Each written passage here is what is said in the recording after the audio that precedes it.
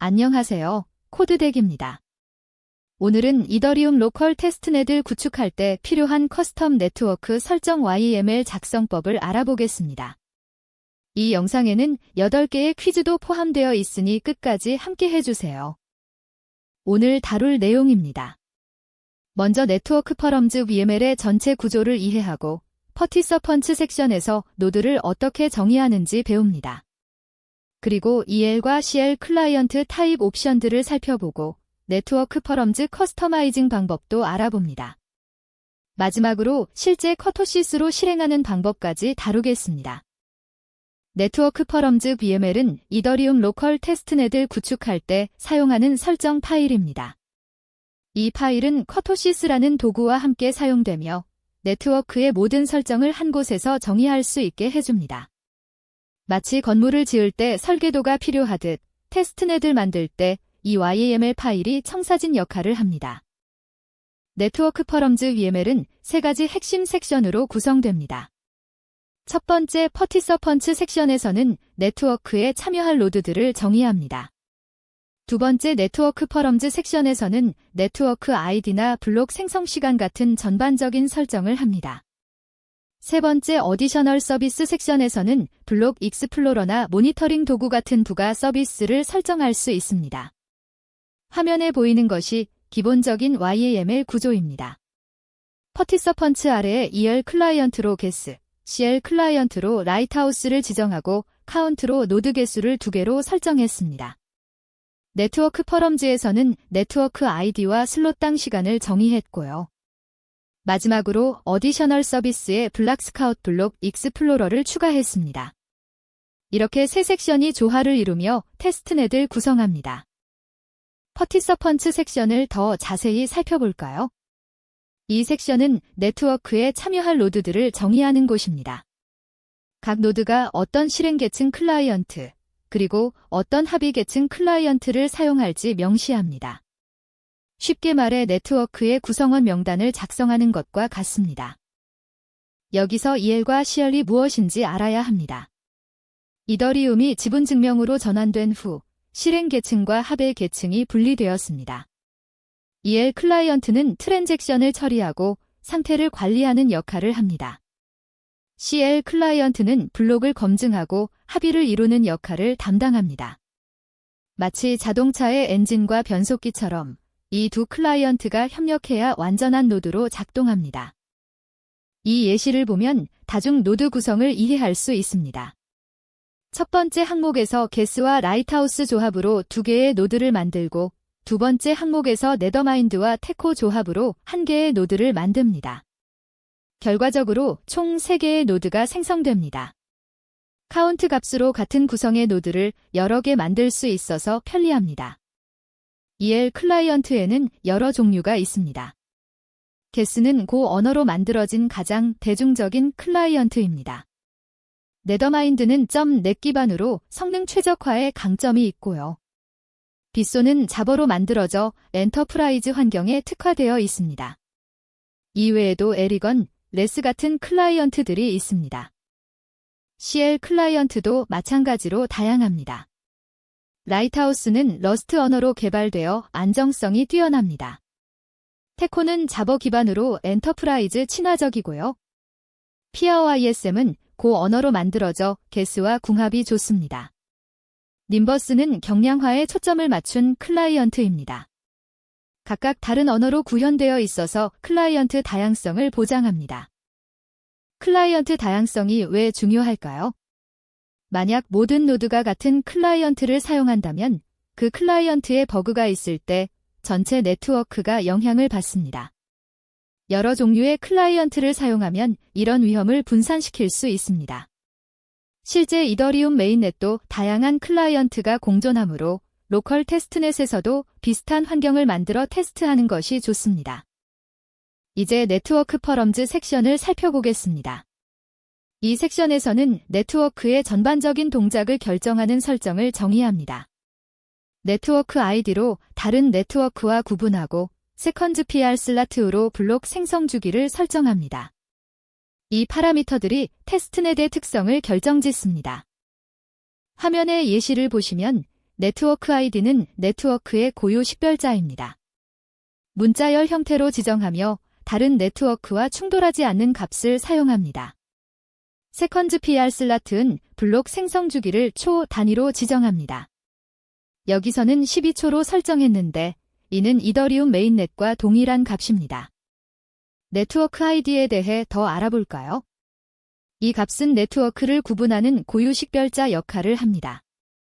이더리움 메인넷은 한 번을 사용하고 세폴리아 테스트넷은 112-511을 사용합니다. 로컬 테스트넷을 만들 때는 이런 기존 네트워크와 충돌하지 않도록 고유한 값을 지정해야 합니다. 세컨즈 PR 슬롯은 블록 생성 주기를 결정하는 중요한 파라미터입니다. 기본 값인 12초에서 6초로 줄이면 어떻게 될까요? 블록이 2배 빠르게 생성되어 트랜잭션 처리 속도가 향상됩니다. 하지만 그만큼 노드들의 연산 부하도 증가하게 됩니다. 테스트 목적에 따라 적절한 값을 선택해야 합니다. 어디셔널 서비스 섹션은 선택적입니다. 네트워크 구동의 필수는 아니지만 개발 편의성을 크게 높여주는 부가 서비스들을 추가할 수 있습니다. 블록 익스플로러, 모니터링 도구, 트랜잭션 스패머 등을 설정할 수 있습니다. 부가 서비스 예시를 보시면 블락스카우드는 블록 익스플로러로 트랜잭션과 블록을 웹에서 조회할 수 있게 해줍니다. 프로미셔스 그래패너는 매트릭을 수집하고 시각화하는 모니터링 도구입니다. TX 스패머는 테스트용 트랜잭션을 자동으로 발생시켜 부하 테스트에 유용합니다. 이제 실제로 테스트넷을 실행하는 방법을 알아보겠습니다. 커토시스를 사용할 때 다어그즈 파일 옵션으로 YAML 설정 파일의 경로를 지정합니다. 마치 요리사가 레시피를 보고 요리하듯 커토시스는 이 설정 파일을 읽어서 정의된 대로 네트워크를 구축합니다. 화면의 명령어를 보시면 커토시스 런 명령어 뒤에 이시리엄 패키지 저장소 주소를 지정합니다.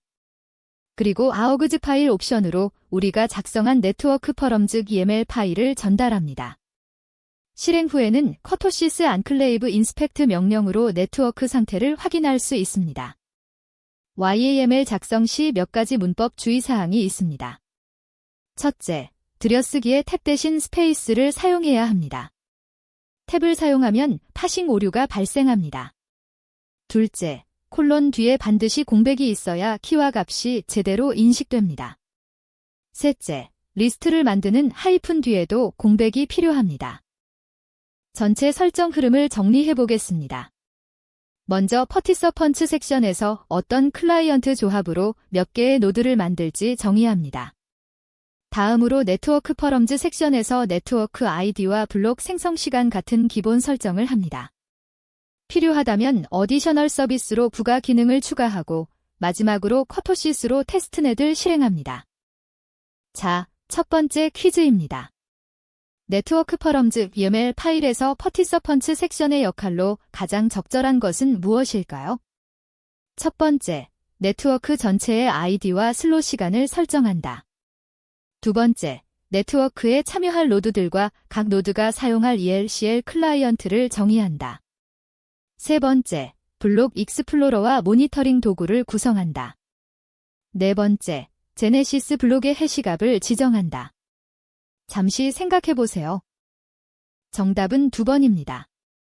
퍼티서펀츠 섹션은 네트워크에 참여할 노드들의 명단을 정의하는 곳입니다. 각 노드가 어떤 실행 계층 클라이언트와 합의 계층 클라이언트를 사용할지 명시합니다. 네트워크 아이디나 슬롯 시간은 네트워크 퍼럼즈 섹션에서, 부가 서비스는 어디셔널 서비스 섹션에서 설정합니다. 두 번째 퀴즈입니다. YAML 파일 작성 시 발생할 수 있는 문법 오류와 그 원인의 연결이 올바르지 않은 것은 무엇일까요? 첫 번째, 탭 문자 사용으로 파싱 오류 발생. 두 번째, 콜론 뒤 공백 없어서 키값 인식 실패. 세 번째, 하이픈 뒤 공백 없어서 리스트로 인식되지 않음. 네 번째, 스페이스 삭한 들여쓰기로 YAML 표준 위반 오류 발생. 정답은 4번입니다. YAML에서 스페이스 삭한 들여쓰기는 문법 오류가 아닙니다. YAML은 일관된 들여쓰기만 유지하면 되며 스페이스 이칸이 관례적으로 권장될 뿐 삭한도 완전히 유효합니다. 반면 탭 문자 사용, 콜론 뒤 공백 누락, 하이픈 뒤 공백 누락은 실제로 파싱 오류를 일으킵니다. 세 번째 퀴즈입니다. 이더리움이 지분증명으로 전환된 후 각 노드가 EL 클라이언트와 CL 클라이언트를 함께 운영해야 하는 이유로 가장 적절한 것은 무엇일까요? 첫 번째, 이올이 트랜잭션 처리를 CL이 블록 채굴을 담당하기 때문이다. 두 번째, 이올이 합의를 담당하고 CL이 스마트 컨트랙트를 실행하기 때문이다. 세 번째, 실행 계층과 합의 계층이 분리되어 협력해야 완전한 노드가 되기 때문이다. 네 번째, 단일 장애점을 방지하기 위해서이다. 정답은 3번입니다.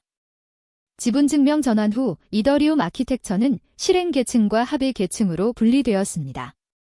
EL 클라이언트는 트랜잭션 처리와 상태 관리를, CL 클라이언트는 합의 메커니즘을 담당합니다. 마치 자동차의 엔진과 변속기처럼 두 클라이언트가 협력해야 완전한 노드로 작동할 수 있습니다. 네 번째 퀴즈입니다. 화면에 보이는 설정에서 총 몇 개의 노드가 생성되며 각각 어떤 클라이언트 조합을 사용할까요? 첫 번째, 총 2개 노드로 게스 플러스 라이트하우스만 사용. 두 번째, 총 3개 노드로 게스 플러스 라이트하우스 2개와 네더마인드 플러스 테코 1개. 세 번째, 총 4개 노드로 각 클라이언트가 별도 노드. 네 번째, 총 6개 노드로 카운트 값이 곱해짐. 정답은 2번입니다. 퍼티서펀츠 섹션에서 각 항목은 하나의 노드 구성을 정의하고 카운트는 해당 구성의 노드 수를 지정합니다.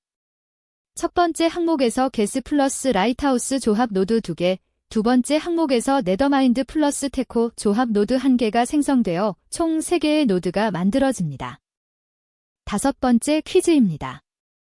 세컨즈 PR 슬라트 값을 12에서 6으로 변경했을 때 예상되는 동작 변화로 가장 적절한 것은 무엇일까요? 첫 번째, 블록 생성이 빨라지지만 연산 부하가 증가한다.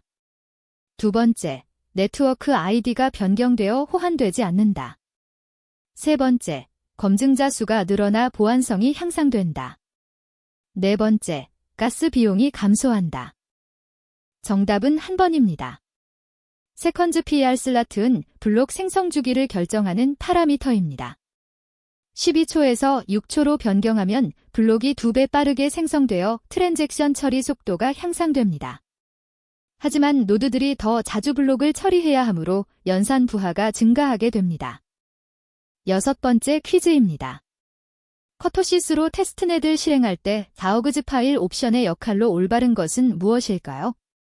첫 번째, 실행 중인 네트워크에 동적으로 설정을 주입한다. 두 번째, YAML 설정 파일 경로를 지정하여 해당 구성대로 네트워크를 구축한다. 세 번째, 실행 로그를 파일에 저장한다.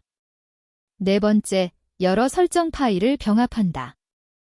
정답은 2번입니다.